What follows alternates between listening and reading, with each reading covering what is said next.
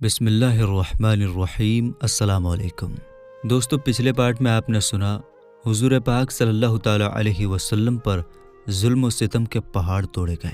حضور پاک صلی اللہ تعالیٰ علیہ وسلم نے جب نبوت کا اعلان فرمایا اور لوگوں کو بتایا کہ میں اللہ کا نبی ہوں، میں اللہ کا رسول ہوں، میں اللہ کا پیغمبر ہوں، تمہارا خدا ایک ہے، تمہارا معبود ایک ہے، تم ان کی پوجا مت کرو جن کو اپنے ہاتھوں سے تم نے بنایا، بلکہ صرف خدا کی پوجا کرو، اور یاد رکھو تمہیں مرنے کے بعد دوبارہ زندہ ہونا ہے، اور اس وقت تم اللہ کی بارگاہ میں حاضر کیے جاؤ گے اور تمہاری زندگی کے ایک ایک لمحے کا حساب ہوگا۔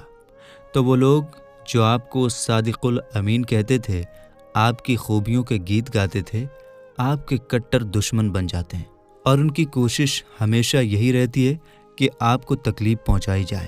آپ راستے میں چلتے تو کانٹا بچھا دیا جاتا ہے، آپ پر پتھر برسائے جاتے ہیں۔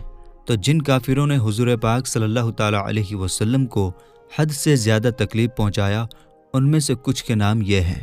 نمبر 1 ابو لہب، نمبر 2 ابو جہل، نمبر 3 اسود بن عبد یغوث، نمبر 4 حارث بن قیس بن عدی، نمبر 5 ولید بن مغیرہ، نمبر 6 امیہ بن خلف، نمبر 7 ابی بن خلف، نمبر 8 ابو قیس بن فاقہہ، نمبر 9 عاص بن وائل، نمبر 10 نزو بن حارث، نمبر 11 منبہ بن الحجاج، نمبر 12 زہیر بن ابی امیہ، نمبر 13 سائب بن سیفی، نمبر 14 عدی بن حمرہ، نمبر 15 اسود بن عبد الاسد، نمبر 16 عاص بن سعید بن العاص، نمبر 17 عاص بن ہاشم، نمبر 18 عقبہ بن ابی معیط، نمبر 19 حکم بن ابی العاص۔ یہ وہ لوگ ہیں جو حضور پاک صلی اللہ تعالیٰ علیہ وسلم کے پڑوسی تھے۔ ان میں سے اکثر لوگ مالدار تھے اور دن رات حضور پاک صلی اللہ تعالیٰ علیہ وسلم کو تکلیف پہنچانے میں لگے رہتے تھے۔ مکہ کے کافروں نے صرف حضور پاک صلی اللہ تعالیٰ علیہ وسلم ہی پر ظلم و ستم کا پہاڑ نہیں توڑا، بلکہ حضور پاک صلی اللہ تعالیٰ علیہ وسلم کے ساتھ ساتھ آپ کے چاہنے والے مسلمانوں پر بھی ایسے ظلم و ستم کے پہاڑ توڑے کہ مکہ کی زمین بھی بلبلا اٹھی، کانپ گئی۔ یہ آسان تھا کہ مکہ کے کافر ان لوگوں کو ایک ہی بار میں قتل کر ڈالتے، مگر اس طرح قتل کر دینے سے مکہ کے کافروں کا وہ نشہ نہیں اترتا جو نشہ مسلمانوں سے بدلہ لینے کا تھا، کیونکہ مکہ کے کافر اس چیز میں اپنی شان اور فخر سمجھتے تھے کہ مسلمانوں کو اتنا ستاؤ کہ وہ اسلام چھوڑ دیں اور شرک اور بت پرستی کرنے لگیں۔ اس لیے مکہ کے کافر مسلمانوں کو قتل کرنے کے بجائے طرح طرح کی تکلیفیں دیتے، مگر خدا کی قسم اتہاس گواہ ہے کہ جو لوگ حضور پاک صلی اللہ تعالیٰ علیہ وسلم کے غلام بن چکے تھے، انہوں نے اسلام میں اپنے پاؤں کو اس طرح مضبوط کر لیا اور حضور کی دیوانگی میں اس طرح مست ہو گئے تھے کہ دنیا کی بڑی سے بڑی آندھیاں ان کے پاؤں کو ہلا نہیں سکتی تھی۔ سنگ دل بے رحم کافروں نے ان غریبوں بے کس مسلمانوں پر ظلم کا پہاڑ توڑا، مگر ایک بھی مسلمان ایسا نہیں ملے گا جس نے اسلام کو اس وجہ سے چھوڑ دیا کہ ان پر کافروں نے ظلم کیا۔ کل ملا کر بات یہ ہے کہ مکہ کے کافروں نے ان مسلمانوں پر جو حضور پر ایمان لائے اور حضور کے دیوانے ہو گئے، اتنا زیادہ ظلم کیا کہ اگر ان کی جگہ پہاڑ ہوتا تو پہاڑ بھی ڈگمگانے لگتا۔ مگر قربان جائیے رسول پاک صلی اللہ تعالیٰ علیہ وسلم کے ان دیوانوں پر کہ اسلام قبول کر لیا تو چاہے آندھی ہو یا طوفان، ہر ایک کا مقابلہ انہوں نے کیا اور مرتے دم تک اسلام پر قائم رہے۔ سرزمین عرب کی تیز دھوپ میں وہاں کی ریت تندور کی طرح گرم ہو جاتی۔ کفار ان مسلمانوں کی پیٹھ کو کوڑوں کی مار سے زخمی کر کے اس جلتی ہوئی ریت پر پیٹھ کے بل لٹاتے اور سینوں پر اتنا بھاری پتھر رکھ دیتے کہ وہ کروٹ نہ بدل پاتے۔ لوہے کو آگ میں گرم کر کے ان سے ان مسلمانوں کے جسموں کو داغتے، پانی میں اس طرح ڈبکیاں لگواتے کہ ان کا دم گھٹنے لگتا۔ چٹائیوں میں ان مسلمانوں کو لپیٹ کر ان کی ناکوں میں دھواں دیتے، جس سے سانس لینا مشکل ہو جاتا اور وہ بے چین ہو کر بے ہوش ہو جاتے۔ حضرت خباب بن العرب رضی اللہ تعالیٰ عنہ یہ اس زمانے میں اسلام لائے جب حضور پاک صلی اللہ تعالیٰ علیہ وسلم حضرت ارقم بن ابل ارقم رضی اللہ تعالیٰ عنہ کے گھر میں تشریف فرما تھے اور صرف کچھ ہی لوگ مسلمان ہوئے تھے۔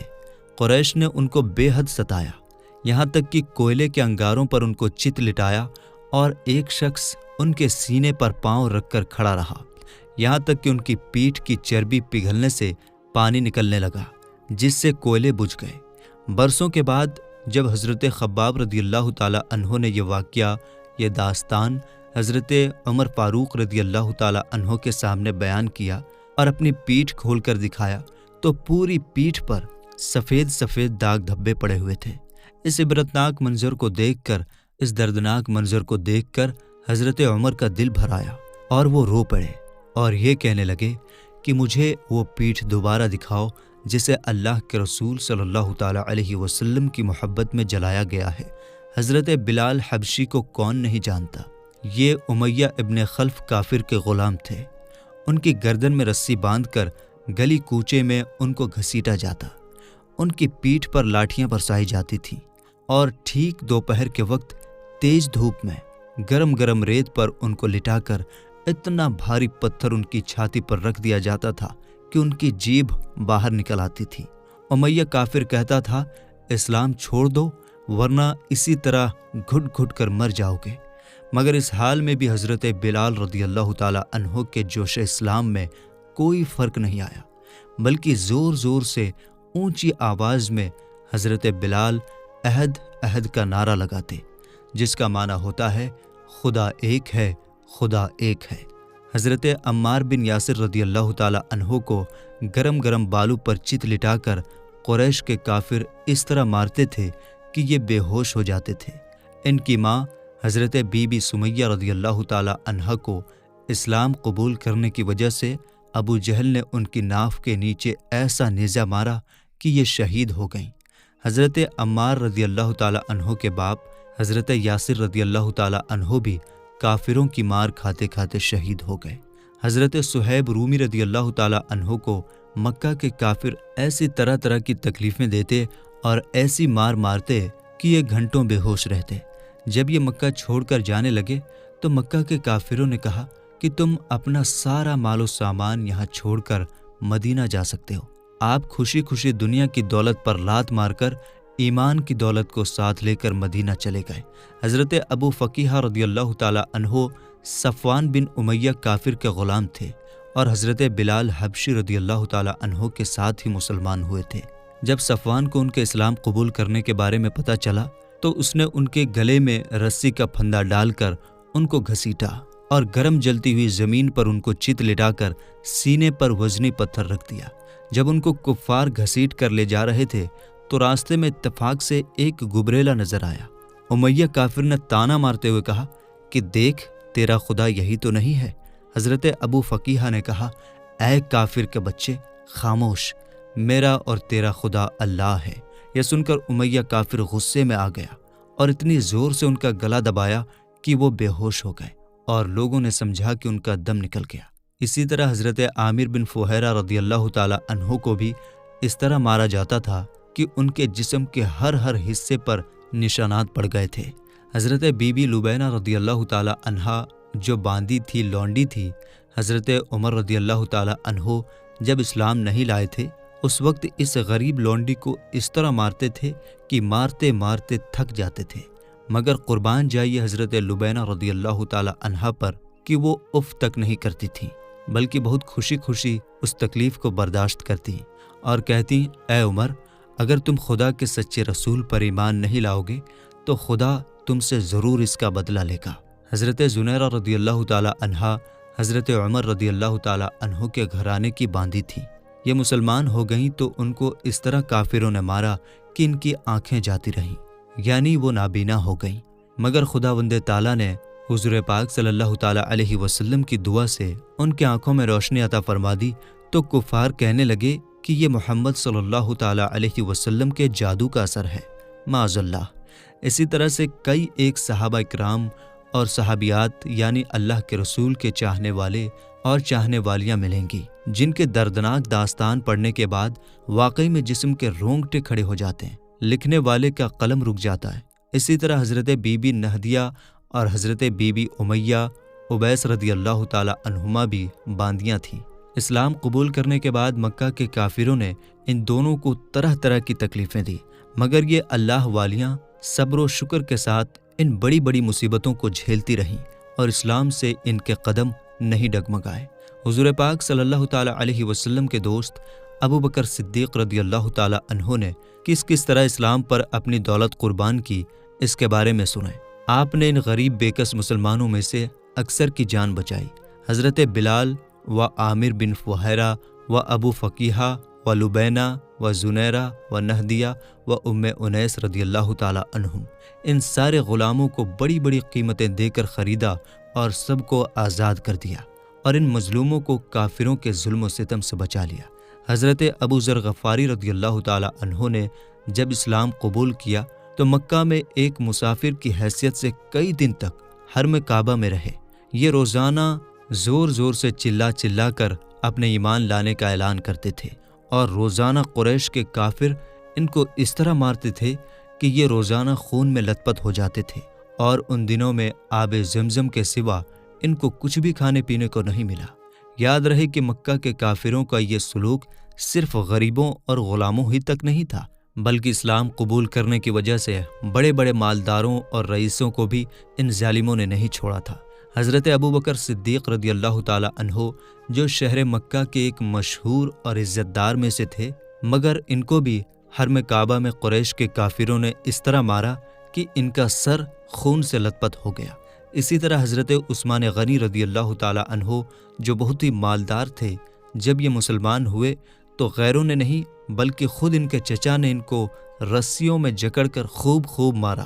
حضرت زبیر بن العوام رضی اللہ تعالی عنہ بڑے روب اور دبدبے کے آدمی تھے، مگر انہوں نے جب اسلام قبول کیا تو ان کے چچا ان کو چٹائی میں لپیٹ کر ان کی ناک میں دھواں دیتے تھے، جس سے ان کا دم گھٹنے لگتا تھا۔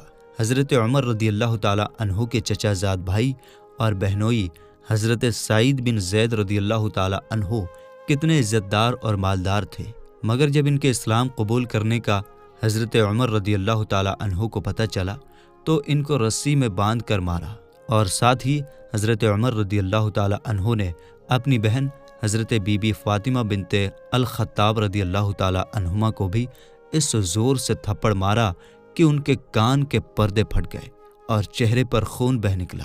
ایک مرتبہ قریش کے سردار حرم کعبہ میں بیٹھے ہوئے یہ سوچنے لگے کہ آخر اتنی تکلیفیں اور سختیوں کو برداشت کرنے کے باوجود محمد صلی اللہ تعالی علیہ وسلم اپنی تبلیغ کیوں بند نہیں کرتے، اپنے اسلام کا پرچار کیوں بند نہیں کرتے؟ آخر ان کا مقصد کیا ہے؟ ہو سکتا ہے یہ عزت اور دولت کی خاطر ایسا کر رہے ہوں۔ چنانچہ سبھوں نے عتبہ بن ربیعہ کو حضور پاک صلی اللہ تعالی علیہ وسلم کے پاس بھیجا کہ تم کسی طرح ان کا مقصد معلوم کرو۔ چنانچہ وہ تنہائی میں اکیلے آپ صلی اللہ تعالی علیہ وسلم سے ملا اور کہنے لگا کہ اے محمد صلی اللہ تعالی علیہ وسلم، آخر اسلام کا پرچار کرنے کا آپ کا کیا مقصد ہے؟ کیا آپ مکہ کے سردار بننا چاہتے ہیں، یا عزت اور دولت چاہتے ہیں، یا کسی بڑے گھرانے میں شادی کرنا چاہتے ہیں؟ آپ کے دل میں جو تمنا ہو کھل کر بتا دیجیے۔ میں اس کی گارنٹی لیتا ہوں کہ اگر آپ اسلام کا پرچار کرنے سے رک جائیں تو پورا مکہ آپ کا حکم ماننے لگے گا اور آپ کی ہر خواہش اور تمنا پوری کر دی جائے گی۔ عتبہ کی یہ باتیں سن کر حضور پاک صلی اللہ تعالی علیہ وسلم نے جواب میں قرآن مجید کی کچھ آیتیں تلاوت فرمائیں، جن کو سن کر عتبہ اس طرح متاثر ہوا، اس طرح امپریسڈ ہوا کہ اس کے جسم کا رونگٹا اور بدن کا بال اللہ کے خوف سے لرزنے اور کانپنے لگا، اور حضور پاک صلی اللہ تعالی علیہ وسلم کے منہ پر ہاتھ رکھ کر کہا کہ میں آپ کو رشتہ داری کا واسطہ دے کر ریکویسٹ کرتا ہوں کہ بس کیجئے، میرا دل اس کلام کی عظمت سے پھٹا جا رہا ہے۔ عتبہ حضور پاک صلی اللہ تعالی علیہ وسلم کی بارگاہ سے واپس ہوا، مگر اس کے دل کی دنیا روشن ہو چکی تھی۔ عتبہ بولنے میں ایک بہت بڑے ماہر آدمی تھے۔ انہوں نے واپس لوٹ کر قریش کے سرداروں سے کہہ دیا کہ محمد صلی اللہ تعالی علیہ وسلم جو کلام پیش کرتے ہیں وہ نہ جادو ہے، نہ کہانی ہے، نہ شاعری ہے، بلکہ وہ کوئی اور ہی چیز ہے۔ لہٰذا میری رائے ہے کہ تم لوگ ان کو ان کے حال پر چھوڑ دو۔ اگر وہ کامیاب ہو کر سارے عرب کے سردار ہو گئے تو اس میں ہم قریشیوں ہی کی عزت بڑھے گی، ورنہ سارا عرب ان کو خود ہی ختم کر دے گا۔ مگر قریش کے بدماش کافروں نے اتبا کا یہ مشورہ نہیں مانا اور اپنی ضد پر اڑے رہے اور ظلم و ستم اور بڑھا دیا۔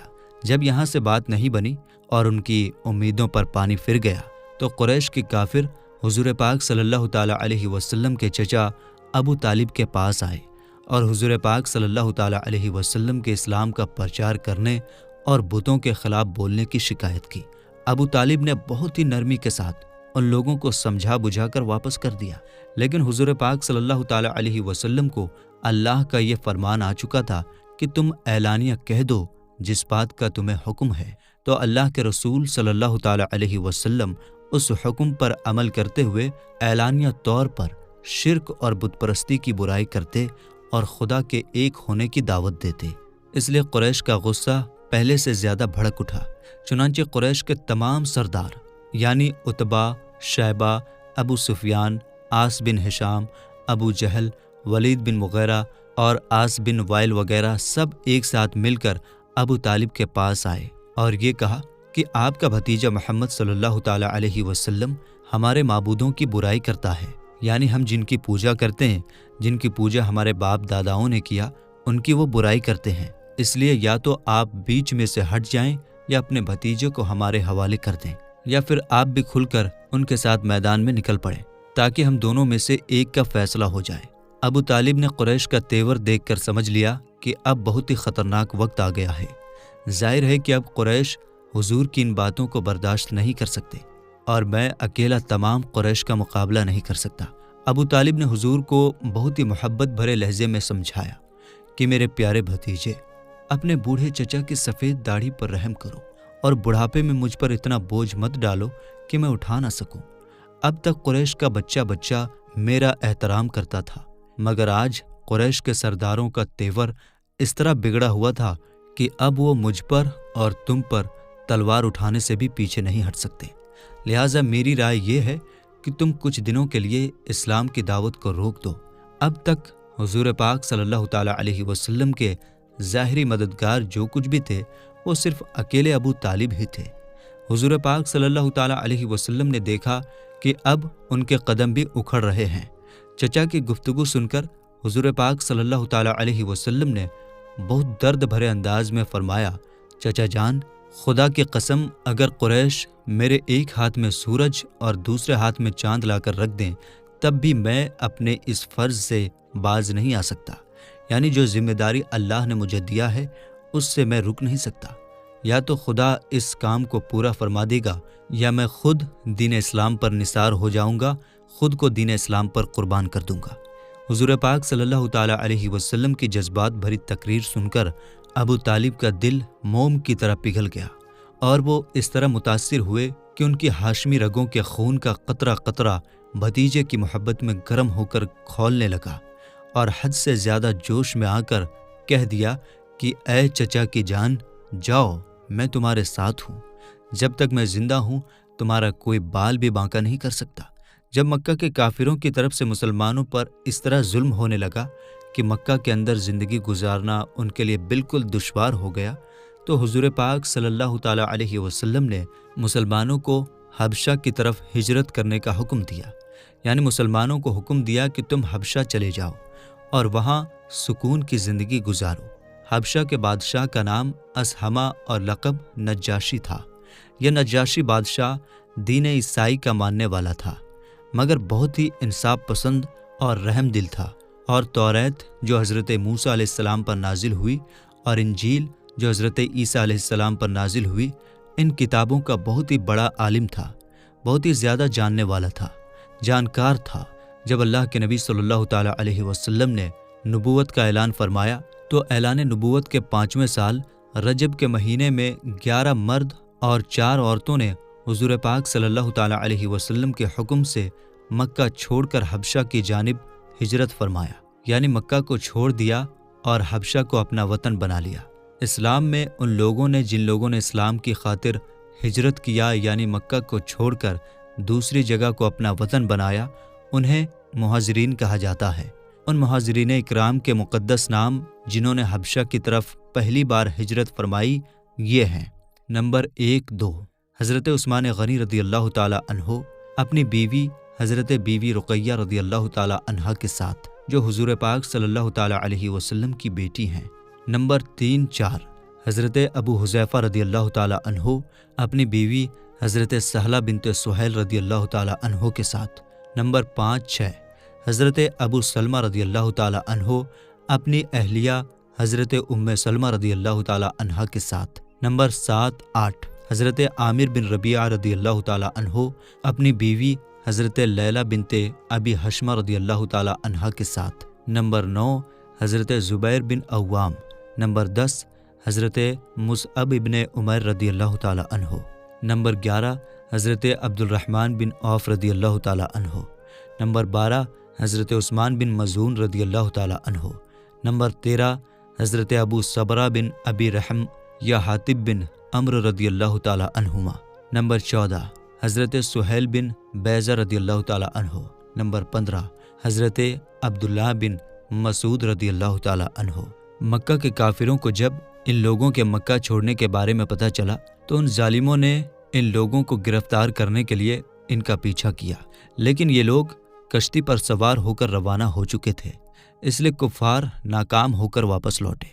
یہ مہاجرین کا قافلہ حبشہ کی سرزمین میں اتر کر امن اور سکون کے ساتھ خدا کی عبادت میں مصروف ہو گئے۔ کچھ دنوں کے بعد اچانک یہ خبر پھیل گئی کہ مکہ کے کفار مسلمان ہو گئے۔ یہ خبر سن کر کچھ لوگ حبشہ سے مکہ واپس لوٹ آئے، مگر یہاں آ کر پتہ چلا کہ یہ خبر غلط تھی۔ چنانچہ کچھ لوگ تو پھر حبشہ دوبارہ چلے گئے، مگر کچھ لوگ مکہ میں چھپ کر رہنے لگے۔ لیکن کفار مکہ نے ان لوگوں کو ڈھونڈ نکالا اور ان لوگوں پر پہلے سے بھی زیادہ ظلم اور ستم ڈھانے لگے۔ تو حضور پاک صلی اللہ تعالیٰ علیہ وسلم نے پھر لوگوں کو حبشہ چلے جانے کا حکم دیا۔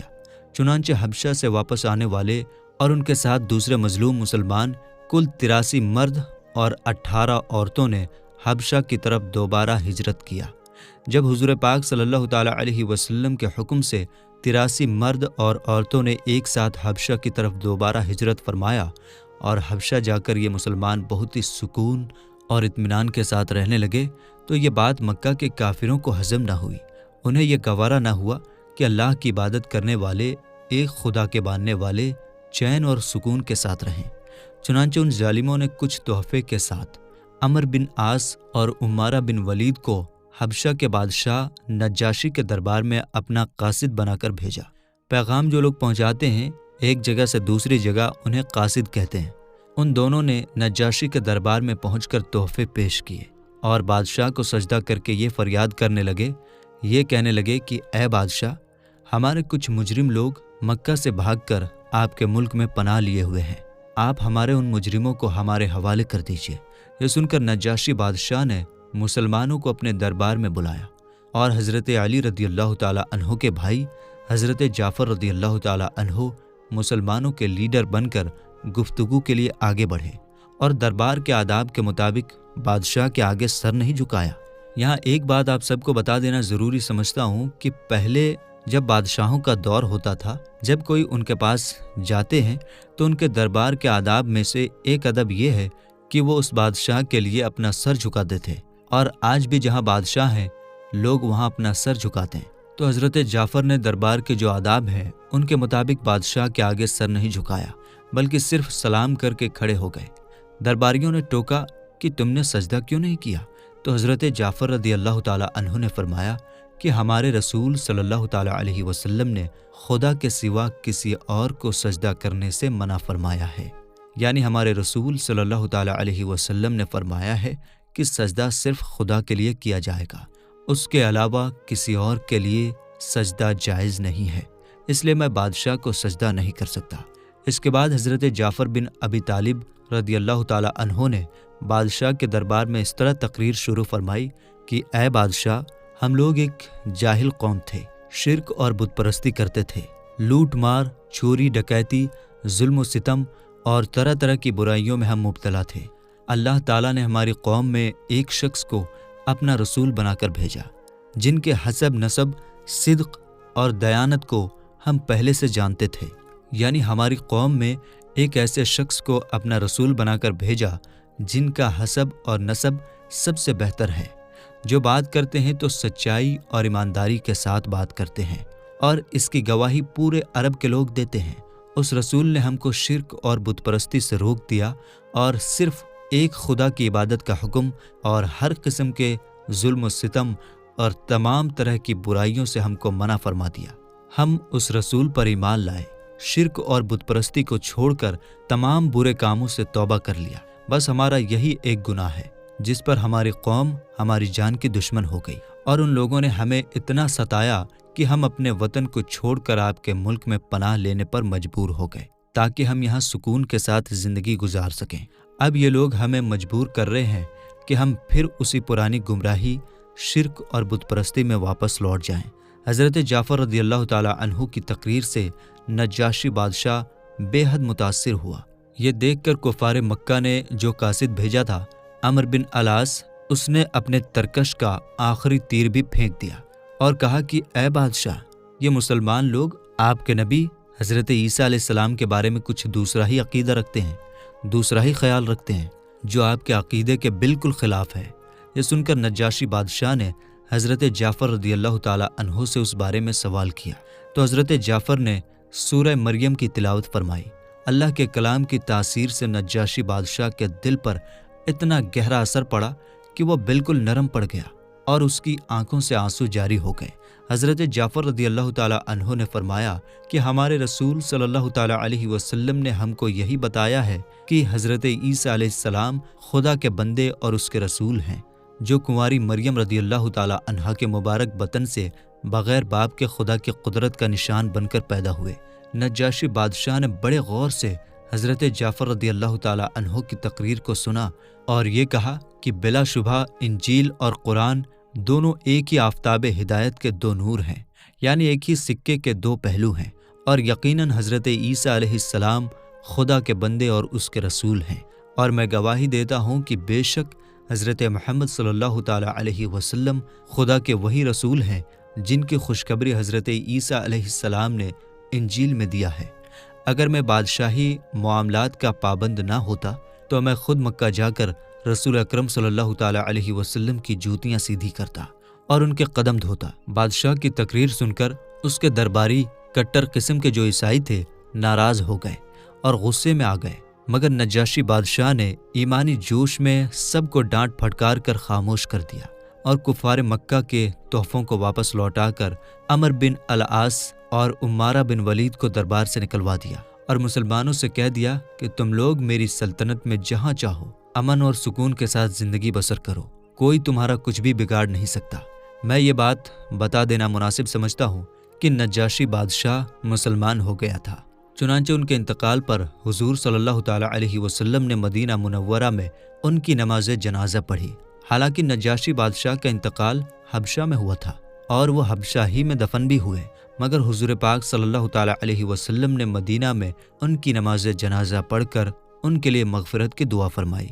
यहाँ मैं हनफी लोगों से एक बात बता देना ज़रूरी समझता हूँ कि हम लोग मसलक के एतबार से हनफी कहलाते हैं और इमाम आज़म अबू हनीफा के यहाँ गायबाना नमाज जनाजा जायज़ नहीं है। यानी अगर कोई शख्स मुंबई में है, इंतकाल कर गया और दहली में उसकी नमाज जनाजा पढ़ी जाए तो ये जायज़ नहीं है। यह नमाज जनाजा उसी वक्त जायज़ हो सकती है जबकि मुंबई से लाश को दहली लाया जाए। हज़रत अबू बकर सिद्दीक़ रज़ियल्लाहु ताला अन्हु ने भी हबशा की तरफ हिजरत फरमाई, मगर जब हज़रत अबू बकर सिद्दीक़ उस जगह पहुँचे जिसे बरकुल गमाद कहा जाता है तो वहाँ पर कारा ख़ानदान का सरदार मालिक बिन दुगन्ना रास्ते में मिला और पूछा कि क्यों अबू बकर कहाँ चले। हज़रत अबू बकर सिद्दीक़ रज़ियल्लाहु ताला अन्हु ने मक्का वालों के जुल्म का जिक्र करते हुए कहा कि अब मैं अपने वतन मक्का को छोड़कर खुदा की लंबी चौड़ी ज़मीन में फिरता रहूँगा और खुदा की इबादत करता रहूँगा। इब्ने दुगन्ना ने कहा, ए अबू बकर, आप जैसा आदमी न शहर से निकल सकता है न निकाला जा सकता है। आप दूसरों का बोझ उठाते हैं। हरम शरीफ के अंदर जो तवाफ़ करने के लिए आते हैं उनकी आप मेहमान नवाजी करते हैं। खुद कमा कमा कर मुफलिसों और गरीबों को मदद करते हैं। हक के कामों में सबकी मदद करते हैं। आप मेरे साथ मक्का वापस चलिए, मैं आपको अपनी पनाह में लेता हूँ, यानी आपकी हिफाजत की जिम्मेदारी कबूल करता हूँ।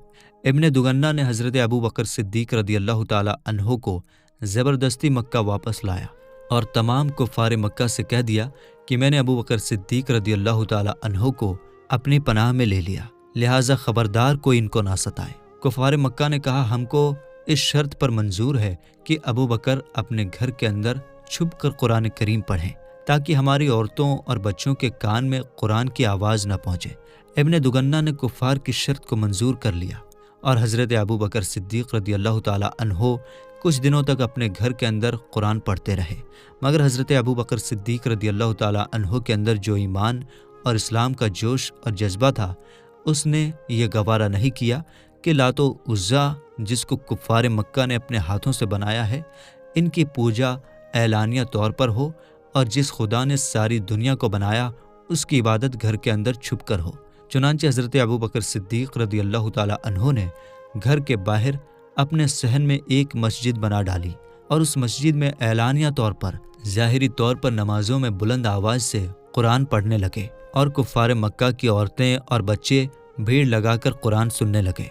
ये मंजर देखकर कुफ़ार मक्का ने इब्न दुगन्ना को मक्का बुलाया और शिकायत किया कि अबू बकर घर के बाहर कुरान पढ़ते हैं, जिसको सुनने के लिए उनके गिर्द हमारी औरतों और बच्चों का मेला लग जाता है। इससे हमको बड़ी तकलीफ होती है, लिहाजा तुम उनसे कह दो कि या तो वो घर में कुरान पढ़ें, वरना तुम अपनी पनाह की जिम्मेदारी से दस्तबरदार हो जाओ। यानी उनसे ये कह दो कि मैंने जो तुम्हारी हिफाजत की जिम्मेदारी ली थी, अब मैं तुम्हारी हिफाजत नहीं कर सकता। चुनांचे इब्न दुगन्ना ने हज़रत अबू बकर सिद्दीक़ रदियल्लाहु ताला अन्हो से कहा कि ए अबू बकर, आप घर के अंदर छुप कर कुरान पढ़ें, वरना मैं अपनी जिम्मेदारी कबूल नहीं कर पाऊँगा, अपनी जिम्मेदारी को पूरा नहीं कर पाऊँगा। उसके बाद कुफ़ार मक्का आपको सताएंगे तो मैं उसका ज़िम्मेदार नहीं होऊंगा। ये सुनकर हज़रत अबू बकर सिद्दीक़ रदियल्लाहु ताला अन्हो ने फरमाया, इब्न दुगन्ना, तुम अपनी पनाह की जिम्मेदारी से अलग हो जाओ।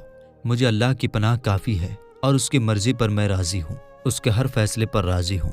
मेरे दोस्तों, इसके आगे का वाक़या इसके बाद वाले पार्ट में इंशाअल्लाह ताला सुनने को मिलेगा। तो हम ये उम्मीद करते हैं कि वीडियो आपको समझ में आ गई होगी। वीडियो आपको कैसी लगी कमेंट बॉक्स में ज़रूर बताएं। तो मिलेंगे इंशाअल्लाह ताला अगली वीडियो में। अस्सलाम वालेकुम, अल्लाह हाफिज़।